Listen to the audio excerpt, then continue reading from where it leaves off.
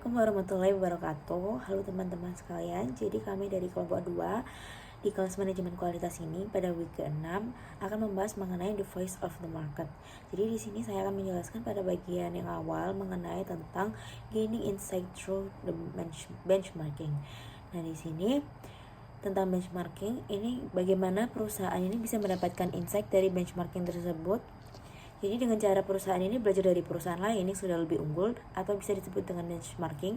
Nah, tujuannya itu supaya perusahaan itu bisa memahami kondisi pasar baik dari sisi pelanggan maupun pesaing.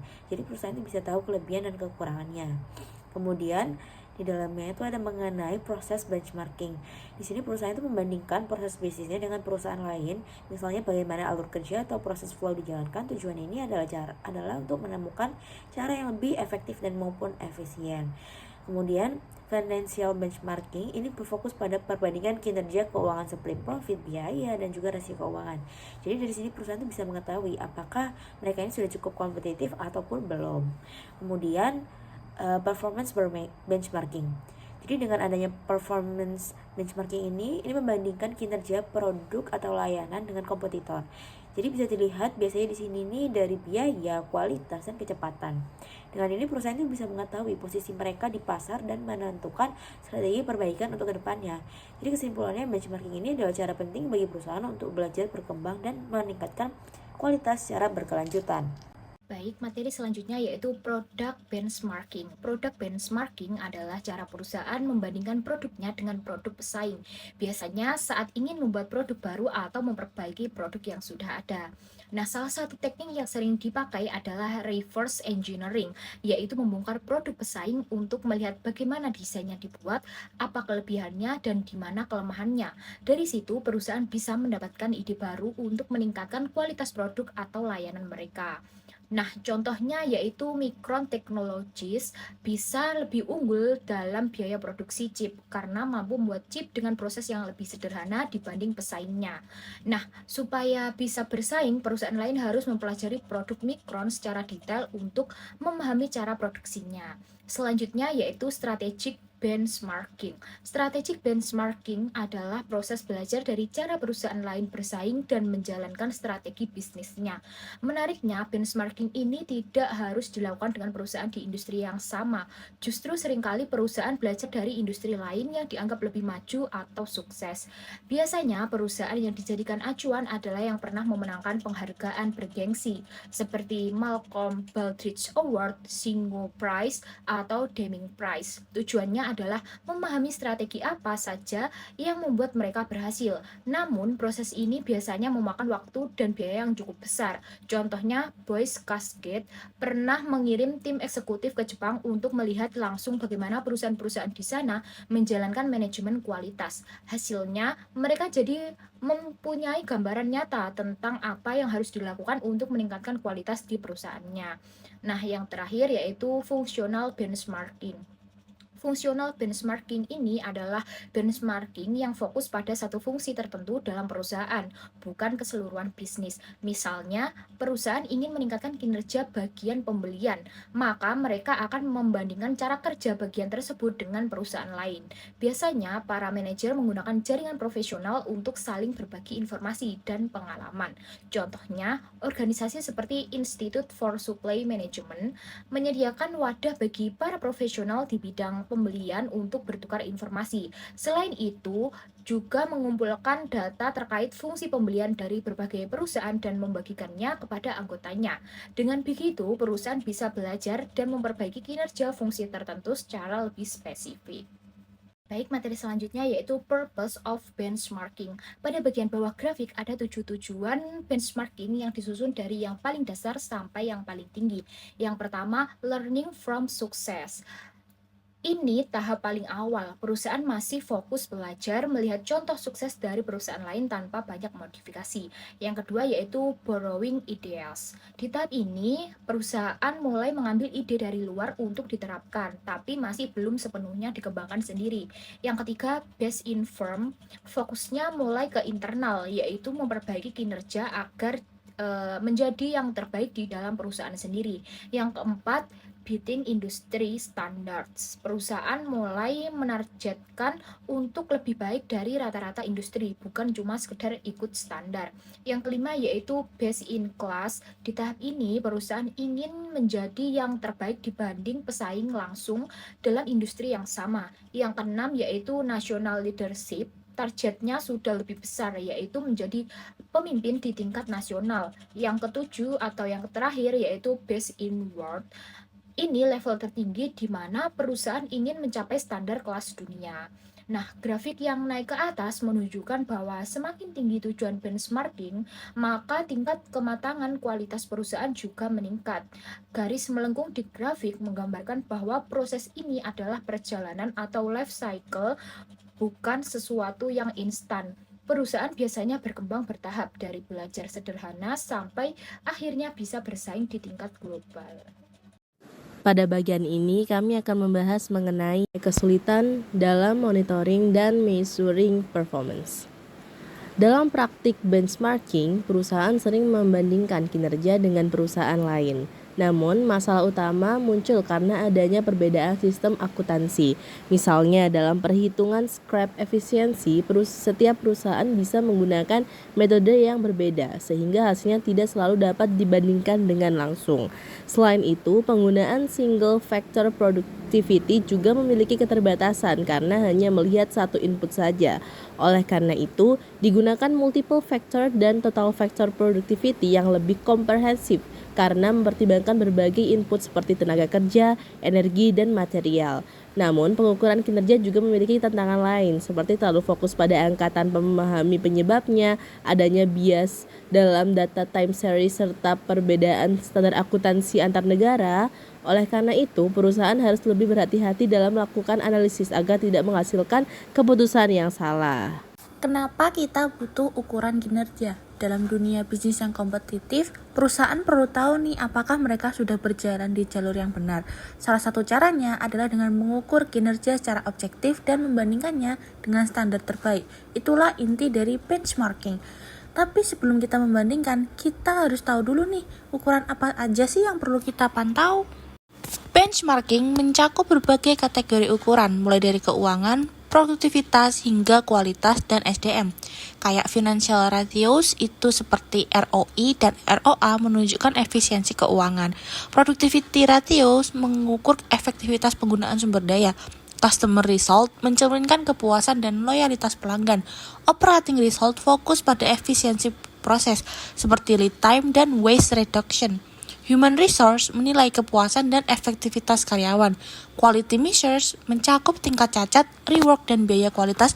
Dan yang terakhir, market share data menunjukkan posisi perusahaan di pasar. Namun, ukuran-ukuran ini tidak berdiri sendiri.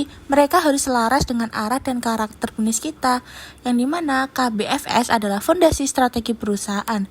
Ini mencakup hal-hal yang paling mempengaruhi keputusan dan arah bisnisnya. Contohnya, misi dan visi itu menunjukkan tujuan jangka panjang, nilai inti yang membentuk budaya kerja, segmen pelanggan utama menunjukkan fokus pasar, kapabilitas inti adalah kekuatan unik perusahaan, dan budaya dan tata kelola mempengaruhi cara kerja dan pengambilan keputusan. Ketika ukuran kinerja dan KBFS saling terhubung, kita bisa mulai menyusun strategi berbasis data yang solid, yang dimana benchmarking bukan sekedar membandingkan angka. Ini adalah alat untuk mengambil keputusan berbasis data dan fakta, merencanakan dan mengevaluasi kinerja, meningkatkan operasi dan layanan, menyelaraskan aktivitas dan tujuan bisnis. Tapi agar benchmarking efektif, kita harus memilih ukuran yang benar-benar relevan, yang dimana ukuran yang dipilih itu mencerminkan faktor-faktor yang mendorong performa pelanggan, operasional, dan finansial. Dan yang tak kalah penting, ukuran ini tuh harus bisa dievaluasi dan disesuaikan agar tetap mendukung tujuan perusahaan. Nah, mari kita lihat semua elemen yang ini bisa disatukan dalam satu kerangka kerja yang terintegrasi. Ketika benchmarking measures dan KBFS diselaraskan, perusahaan punya dasar yang kuat untuk strategi jangka panjang. Semua aktivitas bisa diarahkan dengan jelas dan keputusan yang diambil akan lebih terukur dan berdampak. Nah, dengan pendekatan ini, perusahaan tidak hanya tahu nih di mana mereka berada, tapi juga tahu kemana mereka harus melangkah. Baik, selanjutnya di sini kita akan membahas case yang berjudul Using Benchmarking as a Means of Coping with Rapid Growth. Jadi begini saya akan menjelaskan studi kasusnya tentang penggunaan benchmarking pada perusahaan Amgen. Jadi Amgen ini merupakan perusahaan bioteknologi terbesar di dunia yang memproduksi obat-obatan penting. Salah satunya adalah Epogen, namun seiring bertumbuhan waktu sangat cepat dari 400 menjadi 18.000 karyawan, Amgen ini mengalami beberapa tantangan terutama dalam pengelolaan sumber daya manusia dan sistem pelatihannya. Nah, untuk mengatasi hal tersebut, Amgen ini menggunakan benchmarking. Mereka itu memulai dari bagian sales training dan development, dan juga karena ini dianggap masih perlu untuk ditingkatkan lagi. Dan dalam prosesnya, Amgen ini bekerjasama dengan APQC untuk mencari perusahaan yang pembanding yang memiliki karakteristik serupa seperti perusahaan dengan pertumbuhan tinggi dan berbasis teknologi. Nah, hasilnya Amgen ini menyadari bahwa selama ini mereka itu terlalu fokus pada produk dan pelanggan mereka, tetapi kurang fokus pada pengembangan karyawan. Oleh karena itu, mereka ini melakukan perbaikan pada sistem training dan development mereka. Selain itu, benchmarking ini juga membantu Amgen dalam memperbaiki distribusi produk dan strategi pemasaran. Jadi dari kasus ini kita bisa melihat bahwa benchmarking ini nggak hanya membantu menemukan solusi mereka, tetapi juga mendorong perusahaan untuk melakukan continuous improvement dan memahami posisi mereka dibandingkan perusahaan lain. Jadi benchmarking ini menjadi alat yang sangat penting bagi perusahaan, terutama dalam menghadapi pertumbuhan yang sangat cepat ini. Baik, sekian dari kelompok kami. Terima kasih. Wassalamualaikum warahmatullahi wabarakatuh. Dari analisis kasus yang telah dipaparkan oleh teman saya, dapat disimpulkan bahwa identifikasi masalahnya antara lain, yang pertama, pertumbuhan perusahaan yang terlalu cepat. Amgen mengalami peningkatan jumlah karyawan yang sangat besar, dari 400 menjadi 18.000. Pertumbuhan ini membuat perusahaan kesulitan mengelola organisasi secara efektif, terutama dalam koordinasi dan pengelolaan SDM. Yang kedua, transisi dari single product ke multi product. Awalnya Amgen hanya fokus pada satu produk, tapi kemudian berkembang menjadi perusahaan dengan banyak produk. Perubahan ini menimbulkan tantangan dalam manajemen operasional, strategi, dan pengelolaan bisnis yang lebih kompleks. Yang ketiga yaitu kelemahan dalam pelatihan dan pengembangan karyawan. Perusahaan menyadari bahwa mereka terlalu fokus pada produk dan pelanggan, tetapi kurang memperhatikan pengembangan karyawan. Akibatnya, kualitas pelatihan dan kesiapan SDM belum optimal. Yang keempat yaitu sistem pelatihan penjualan yang kurang efektif. Departemen Sales Training and Development dianggap belum berjalan dengan baik dan perlu ditingkatkan agar mampu mendukung kinerja tim penjualan secara maksimal. Yang kelima yaitu kesulitan dalam implementasi benchmarking. Walaupun benchmarking dilakukan, ada tantangan dalam tahap penerapannya.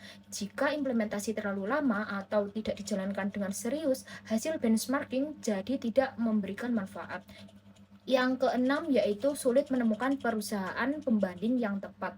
Nah, Amgen mengalami kesulitan mencari perusahaan yang benar-benar sebanding atau mirip dari segi karakteristik dan bersedia untuk dijadikan objek benchmarking. Yang ketujuh yaitu kurangnya evaluasi terhadap kinerja internal.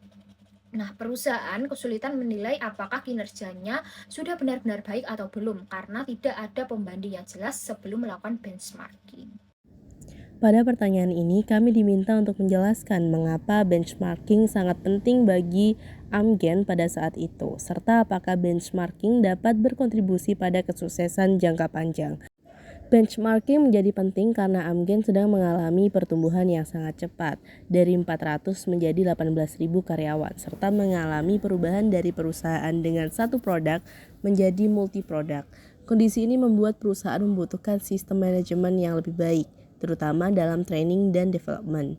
Melalui benchmarking, Amgen dapat belajar dari best practices perusahaan lain, mengidentifikasi kelemahan internal, dan melakukan perbaikan seperti redesign pada sistem sales training. Kami percaya bahwa benchmarking akan berkontribusi pada kesuksesan jangka panjang karena mendorong continuous improvement, membantu perusahaan mengetahui posisinya dibandingkan kompetitor, serta meningkatkan daya saing di industri. Next question, nomor 2. Was it a good idea for Amgen to solicit the help of the American Productivity and Quality Center?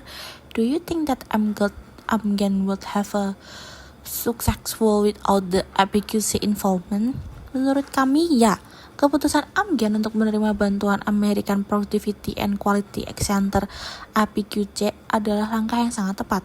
APQC punya pengalaman database best practice, dan jaringan perusahaan yang bisa dijadikan target benchmarking. Tanpa APQC, Amgen mungkin akan kesulitan menemukan perusahaan yang benar-benar mirip dengan mereka dan bersedia berbagi informasi. Selain itu, APQC membantu Amgen menyusun daftar 40 kandidat perusahaan, lalu mempersempitnya menjadi 7 perusahaan yang relevan. Proses ini jelas mempercepat dan mempermudah benchmarking. Kalau Amgen mencoba sendiri, kemungkinan besar nih hasilnya nggak akan seefektif atau butuh yang lama sekali. Jadi, keberhasilan benchmarking Amgen sangat dipengaruhi oleh keterlibatan APQC, karena mereka bukan hanya memberi akses ke data, tapi juga mastiin implementasi berjalan dengan baik. Audio Jungle.